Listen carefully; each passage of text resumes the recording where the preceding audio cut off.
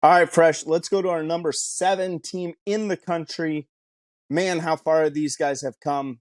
It is the Florida State Seminoles, led by Jordan Travis, Trey Benson, and maybe the most physically imposing wide receiver in all of college football, Johnny Wilson there.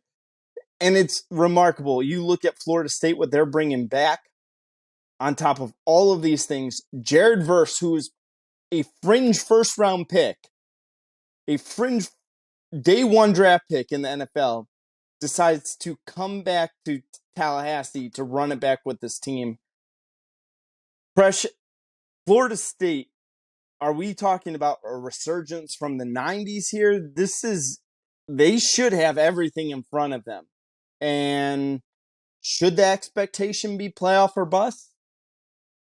I mean, the ACC is wide open. Clemson's not who they were the past few years. This is the best Florida State team we're going to probably see since the 2013, 2014 years where they went the last year of the BCS, first year of the playoff. Under James was the quarterback and they won the Natty out there in the Rose Bowl, and Calvin Benjamin and those Dalvin Cook was the running back, Jalen Ramsey. Like, this is that kind of feel of this kind of Florida State team getting back to who they were. And it's funny how when Norvell showed up, we were like, this guy, rise of 2020, the place he was making, it was a mess, complete mess. And then last year, we all thought they were still going to be a joke. He was going to get fired. We had him on the hot seat, and he beats LSU in the opener down there in New Orleans. And then he kind of just puts it all together. Jordan Travis comes through, and they just show flashes, and they get better and better every single week. And they play an epic, Cheez-It Bowl, and they beat Oklahoma. And now we're like, all right, Oklahoma, that's great. It's a good win. You beat a big name. But now everyone's coming back. Travis is coming back. You got talent coming, left and right. Guys coming in through the transfer portal. This is it right here for Norvell. This is what he's been building at Florida State. And this might be the real resurgence in getting that program back to a stable perspective, which we haven't seen in almost a decade. There's a lot of excitement there in Tallahassee, and I think this football team under Jordan Travis's lead at the quarterback position has a chance to really meet them and maybe even surpass them.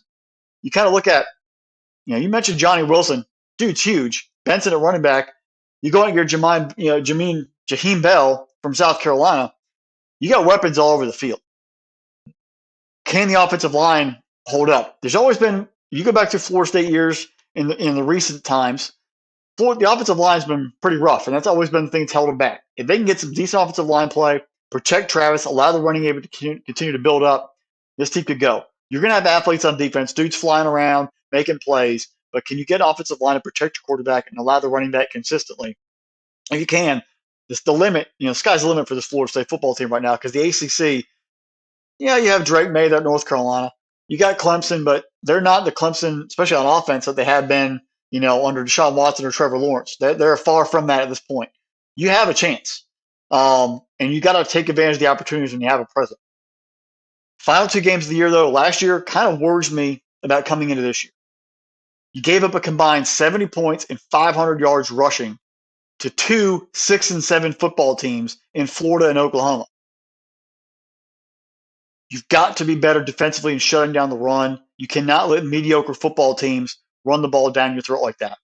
You need to get off the field and maximize your possessions on offense to help your team. And if you're getting run on like that by bad teams, you start playing some good teams, especially in the playoff. If you get there, then you're in trouble. Because we've seen some power teams at the line of scrimmage who own it. And I mentioned about Tennessee, you've got to own the line of scrimmage. If you cannot stop the run and get off the field, they're going to wear you down and wear you down and wear you down, and then you're never going to get a chance to win the football game. You've got to improve on defense. You had a lot of attrition to the transfer portal, too. A lot of that depth is gone. Can you be able to get young guys stepping up a lot quicker and filling in those gaps, getting those meaningful minutes, especially on defense, and helping get off the field and be legit contributors, not waiting a year or two? A bunch of those kids went to Colorado. Kids are sprinkled all over the nation. You've lost a lot of depth. Can you get that depth back on the defensive side of the football to improve and to get off the field much more consistently? Outside of the LSU game in the opener, which you're playing in Orlando, the 4 toughest games are all on the road. So you're going to have to become road warriors this fall. You got to go to Clemson, you got to go to Wake, got to go to Pitt, and got to go to Florida. The Swamp, it's a rivalry game. I don't care how good or bad Florida's going to be. That game you're going to have to play your hearts out to win. Pitt, Pat Darnuzzi, going up to, there, that's going to be a battle. You're going to have to show up. And obviously going to Death Valley, got a feeling it's probably going to be an 8 o'clock kickoff. They're going to run down the hill. They're going to tap the stupid rock. It's going to be an event. You've got to be ready to show up. You're not playing in Doka's time. You're not playing a noon kickoff. You're playing under the lights this year. You've got to be ready, and you can't let them shine too bright, or you're going to go blind and you're going to miss your opportunity. Miami is the only true home game that can be a challenge, just because that is a rivalry game, and kids from Miami might get up for it. Mario Cristobal might have improved the team after last year, but it's the only true game at home you're going to have to actually really truly get up for and be ready for a full-on 60-minute battle. The schedule plays out really nice for them. You won't have to play North Carolina unless you play them in the ACC title game. You're in a good spot. I think the ceiling for this team is 12-0. The floor, though, could be 8-4. If Jordan Travis gets dinged up, because it's not much depth behind him at quarterback, he's the key and the linchpin to this offense. If he gets dinged up or has any inconsistencies or doesn't live up to expectations, this thing could fall apart pretty quickly. 8-4 is the floor. Undefeated regular season is the ceiling for Florida State. We're going to know a lot about this team and the previous one mentioned LSU, Labor Day weekend. We're going to see how tough these two teams are, if they're really willing to live up to expectations that everyone's placed on them, as well as us, going forward in 23. Fresh, I could seriously sit here and most of my notes are exactly the same as yours. And I could recap everything you've said about Jordan Travis, Johnny Wilson, Benson, first, the defense, the schedule, all those things. And you're not wrong. We're not wrong on this. It's spot on.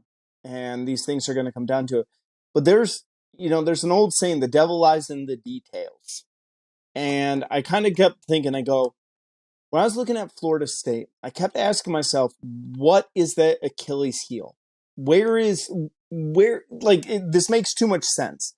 They're playing in, yes, okay, they could lose week 1 to LSU and it wouldn't matter, really. At the end of the day, it wouldn't matter. If they run the table and boat race everyone in the ACC, beat Clemson, go up to Clemson, win that game, go up to Pitt, win that game, go and play Florida, win that game. They still should be a playoff team. But the question comes down to me, in my eyes, is where is that but? Florida State was only 51% on third down last year. 51% with all of these weapons. With all of these weapons, you still struggled to convert on third down. And while we're saying, well, yeah, they converted more than half of them, that's still a big problem to me. And especially, I was thinking about this more and more. You take a look at this. Jordan Travis had 24 touchdown passes last year. They had 33 rushing touchdowns. They put up some serious points offensively. And then I started looking deeper. When the game's on the line, what's going to be the one thing that will keep coaches up at night? And I was thinking, and the first person that came into my mind was Coach Paul McCord. And I was thinking about him and thinking about, well, maybe I should take a look at their special teams. They got to be better on special teams. I know this sounds weird in the third facet of the game. What college program were we ever talking on special teams? Their kicker last year was 50% from beyond 30 yards. He was 7 for 14 outside of 30 yards. Now, if you go inside 30 yards, 20 to 29 yards, because you can't get any closer than that, he was 5 for 6. But then when you start moving it out a little bit further and further, granted, it looked like he's a little bit better from 40 to 49 out there. But if you take a look at what he was from 30 to 50 plus, he was only 7 for 14 on the year. That could be the difference when you are looking at being an elite level team. If you're looking at being one of those top teams, if we're really starting to talk about Florida State and Mike Norvell taking the Seminole team back to where we think Florida should be at, or Florida State should be at. I'm sorry on that one. If we think that it's coming in there, it's going to come down to the details within this program.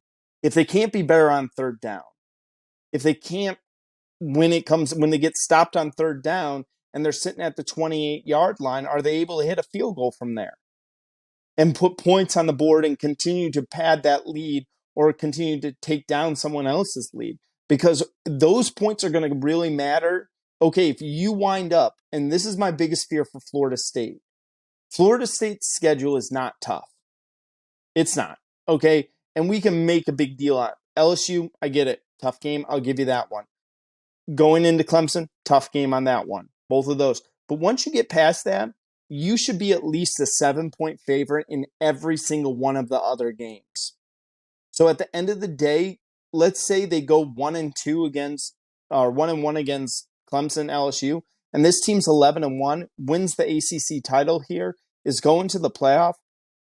My fear is that Seminole fans are going to be really excited about a team that their details are missing to really be that national title level of contender. That's what worries me about Florida State. I'm not worried. Listen, if you ask me, do I think this is a New Year's Day 6 team? Absolutely, 100%. I think this is a great football team. Are you asking me if they're a national title contender? It's coming down to the details in my mind. Fresh, I can't see this team going any worse than 10-2. And if they go 10-2, it's going to be 2 losses early in the season. I say that their ceiling's 12-0 as well. I think that this team's got all the talent in the world. Is Norvell able to put all of the pieces together to put this team on a run and really to get Tallahassee rocking again? Because, hey, those home games are going to be a blast because you're going to see everyone blowing. The Seminoles are going to blow out almost every one of these teams at home. I'm maybe Miami might give you a game, but Doak is going to be rocking. Well, first off, I think kickers in Florida State is a very sensitive subject historically. So, that could, we don't want to go wide left or wide right just now. And also, looking at LSU Florida State Open, I know we already do our preview a couple, in a while now, but I want to hear your opinion. Who needs that win more? Looking at the way the full season breaks out right now, who needs that win more? LSU. You think LSU needs that? You think Florida State can make the playoff with a loss to LSU? Yeah, I do. I think that if LSU loses that game and then stares down like the barrel of, then for LSU to make the playoff, that means they have to run the table in the SEC. They got to beat Bama. They got to be able to get to Atlanta, get to the title game there, and then win the title game as well. I think LSU's season hangs by a thread if they lose that game. Florida State, not so much. Like Florida State, time heals all wounds on that, especially if it's a close loss. Like let's say it's the exact. Let's say we flip last year's loss and be what was it, 29-28 or 28-27, something like that. Something like that, yeah. We take it and make it that in Florida State loses that, but then on top of it, they then go into Clemson and then put the boots to. They got 3 weeks later. They got another shot to really make a name for themselves, and then they don't really get tested the rest of the way. So they'll just go out and will light up the scoreboard and win those, the eye test points, which we both know that schedule is not very tough. So, but people will then start to forget. I think Florida State needs it a lot more because LSU has a chance of beating an Alabama and getting an extra boost of, attention there later in the season. Florida Sure. State, if the ACC is not going to be that strong, it hasn't been, and No. if there's bumps in the road or Clemson, lays an egg down the stretch and they're like, oh, you beat a Clemson team, congratulations, good for you. If Florida isn't very good, if Miami's not very good, you're beating a bunch of mediocre teams. You need that one feather in your cap. So I think Florida State needs it a little bit more in the opener. Right. It's tough. I mean, I've had to think about it for a second. I can see your point on that one. I just, like I said, I think that people are soon to forget. I think that we'll get down the season. We'll go, the loss. Okay. Like look at Oregon last year. A lot of Good point.